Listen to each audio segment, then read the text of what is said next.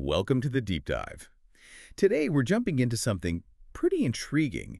This whole idea that maybe, just maybe, our internal state is actually shaping our external world. Yeah, exactly. We've been looking at a masterclass from Rahmad Barus. He's a certified law of attraction facilitator, also has an MBA, and his core message is really powerful. Your energy creates your reality. Right, so the basic idea is that the stuff happening to us, the situations we end up in, they aren't just random. There could be this connection to what's going on inside, like our thoughts, feelings, maybe even deep beliefs, almost like we're, I don't know, pulling in experiences that match that inner vibe. Totally. And, maybe you, listening, have wondered about that. Like, Mm. why do some folks seem to just attract good things while others feel stuck in a loop of challenges? It's a common question, for sure. And look, this isn't about saying real-world problems don't exist or just chalking everything up to good luck or bad luck. It's more like exploring if our inner world plays a bigger part than we usually think. Yeah, a much bigger part. So Rahmad Barus actually kicks things off Yeah. by questioning how we usually try to change things. Mm. He points out, and it's so true, that most of us, well, we focus on fixing the outside stuff first. Right. Chasing the promotion, trying to fix a relationship, getting more money, the tangible things. Exactly. That's our instinct, isn't it? If something's wrong out there, you try to do something out there. Makes logical sense on the surface, work harder, network more, strategize. But Barus flips that. He suggests the outside world. It's more like a mirror. A mirror, reflecting what's happening inside. That's the shift. Yeah. And this is where he brings in the law of attraction, but maybe not how everyone thinks about it. It's less about just wanting stuff really hard. Right, not just wishful thinking. It's more about understanding that the real leverage, the real way to make lasting change is by shifting your internal energy first, your thoughts, your emotions, those core beliefs. That's the work, rather than just muscling through externally. And he really drills down on checking in with yourself. He poses these really direct questions. Oh yeah, these hit home. Yeah. He basically asks you to consider, am I acting from fear or am I acting from excitement? Yeah. And also, am I just hoping things get better or am I genuinely trusting that they will? Those questions really force you to look at your motivation, like what's driving you? Avoidance or true desire? And is there real faith there or just wishful thinking? Definitely. And to explain this energy shift, he uses a great analogy, the radio. Yes, the radio tuning. I like that one. Me too. He says, just like turning the dial brings in a whole different station, changing your internal frequency, your main thoughts and feelings can actually attract different kinds of experiences, different stations in life. It makes the abstract feel way more tangible. You're not just randomly getting signals. You're choosing the frequency you're broadcasting on. Exactly. It's an intentional tuning. Yeah. Okay, so building on that, Barus then gets into this really crucial difference between, just wanting something versus being truly ready to receive it. And this leads to a statement that might catch some people off guard at first. You get ready for this one. He says, pretty bluntly, you don't attract what you want, you attract what you are. Okay, hold on. Because usually goal setting is all about defining what you want, right? Vision boards, detailed plans. Right. We spend so much time clarifying the want. Mm-hmm. But he's suggesting that intensely wanting that very act might actually be pushing it away. How does that work? Well, the idea is that intense wanting often comes from a place of lack. Like, I don't have this thing I desperately want.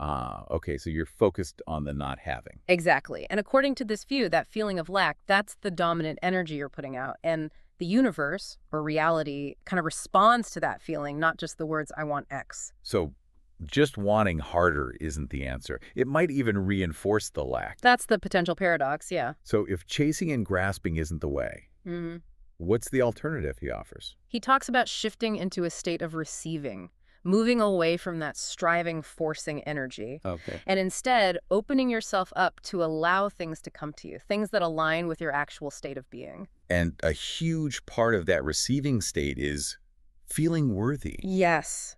Cultivating this deep sense of inherent worthiness. Like, you don't need the external thing to make you worthy. He suggests affirming, I'm already enough. I'm already worthy. That makes a lot of sense, because if you feel fundamentally unworthy or like you're lacking, that's the signal you keep sending. Precisely. Yeah. So changing that signal starts with feeling worthy now. He even has this simple exercise. Just pause, breathe, Okay. And repeat internally, I am open to receive what is already mine. What is already mine? Wow. Yeah, it implies it's already destined for you. You just need to be open. It sounds simple, but embodying that feeling of openness, that deservingness, that's the key. And the idea is when you stop that frantic chasing, You become like magnetic. Things can flow to you instead of you constantly running after them. You're working with the flow, not against it. okay, this leads nicely into part 3, which tackles something I think, well, most of us struggle with. Control. Oh, yeah. The need to dictate exactly how things should happen. Totally. Mm-hmm. We want to script out the how, the when, even the who involved in getting what we want. We build these super detailed mental plans. And then life happens, right? Things rarely go exactly according to our script. And that's when we get frustrated, maybe even give up. Mm-hmm. But Barus reminds us that, the universe has way more tricks up its sleeve, way more possibilities than we can even imagine. He asks this really relatable question, and I bet listeners have experienced this. Have you ever pushed so hard for something, forced it, willed it, and it just wouldn't budge? Oh, definitely. Been there, done that. It's like hitting a brick wall sometimes. Right. And then maybe weeks, months later, you'd kind of let it go, stop trying so hard, maybe even forgot about it. And bam, it suddenly shows up, but maybe in a totally unexpected way. Exactly. That's the scenario. And Barus says, see, that's the law of attraction working when you let go of the control. So by releasing that tight grip on how it has to happen, You open the door for all those other possibilities the universe might have lined up.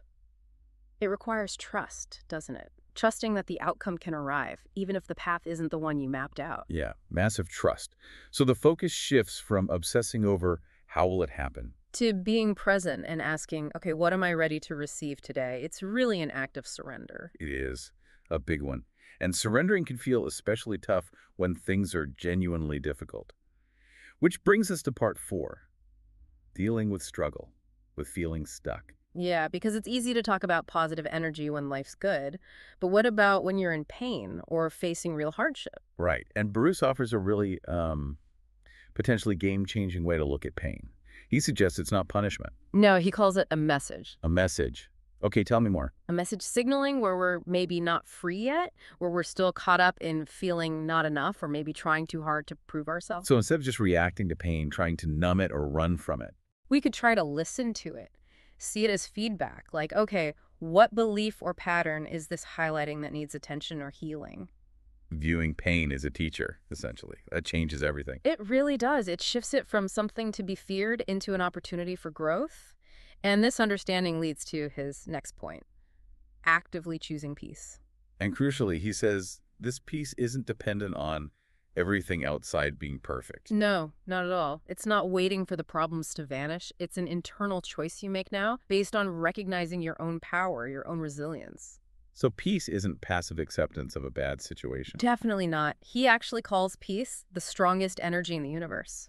It's not weak resignation. It's a powerful, resilient state of being. Wow, strongest energy. I Yeah. like that. It's just peace has its own kind of power to influence things more than anxiety or resistance does. Exactly. Okay, so this all sounds great conceptually, right? But how do you actually do it day to day? My question exactly. Which brings us perfectly to part 5. Inspired action. Because it's not just about sitting on the couch visualizing, is it? No, that's a big misconception about the law of attraction. Burroughs emphasizes action, but a specific kind of action. Inspired action, what does that feel like? It feels light, fun, even easy. It's following those intuitive nudges, those impulses that genuinely excite you, rather than forcing yourself through stuff you dread. So ditching the relentless grind, maybe, and Yeah. tuning into what feels aligned. Pretty much. Yeah. And again, he prompts self-reflection. What small step feels exciting today? Small step, that feels manageable. Yeah, it doesn't have to be huge. It could be making one phone call, taking a walk to clear your head, even just writing down a dream or an idea. The key is just starting Right. without waiting for everything to be perfect. Exactly. He has this great line, magic meets you where you are. You don't need the whole plan figured out. Just take that first aligned step. Love that. Magic meets you where you are. So, wrapping up this deep dive into Rahmad Barus's ideas, let's recap the big takeaways. Okay. First, your energy really does shape your reality. That internal state matters big time. Second, you attract what you are, not just what you consciously want. That worthiness piece is key. Third, let go of the need to control the how and when. Trust the process more. Fourth, choose peace. It's not passive, It's powerful. Don't wait for perfect circumstances. And fifth, take inspired action. Listen to those nudges that feel light and exciting and take small steps. And I think it's important to echo his point. This isn't about fixing yourself because you're broken. No, definitely not. It's about remembering the power you already have, recognizing that inherent worthiness is the starting point, not the reward you get after fixing yourself. So as we leave you today, maybe just ponder that final question from Barus. Mm-hmm. So what are you truly ready to receive today? Yeah, sit with that one. Think about how these ideas land with you.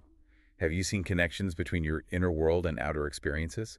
It's definitely a fascinating connection to keep exploring, that whole interplay between energy and reality. Absolutely. Lots to think about.